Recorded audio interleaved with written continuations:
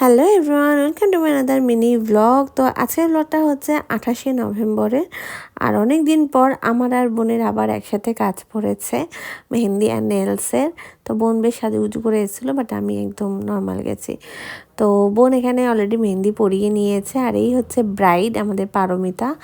তো বোনের এখানে অনেকগুলো পাটি মেহেন্দিও ছিল। তো এক হাত কমপ্লিট করে আমরা চলে যাই খেতে, কারণ এক হাত না শুকালে আরেক হাতে তো মেহেন্দি বা নেলস ধরা যাবে না। তো মেহেন্দিতে এখানে অনেক কিছুই ছিল, ছেঁচড়া, মাছ, ডাল, চাটনি, পাঁপড়, এগুলো খেয়ে দিয়ে আবার আমরা চলে আসি। আর আমরা এখানে একটু রুম ট্যুরের মতো ভিডিও করছিলাম, কারণ বাড়িটা খুব সুন্দর ছিল, মানে সিম্পল মিনিমাল।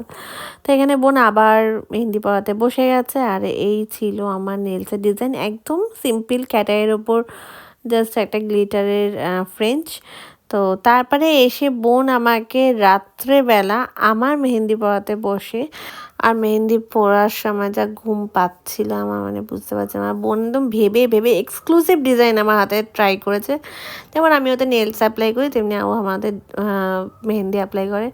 রাত 2:30 বাজে, এখনও ব্যাগ বাকি, মানে শুতে শুতে আমাদের 4টে 4:30 বেজে গেছিলো।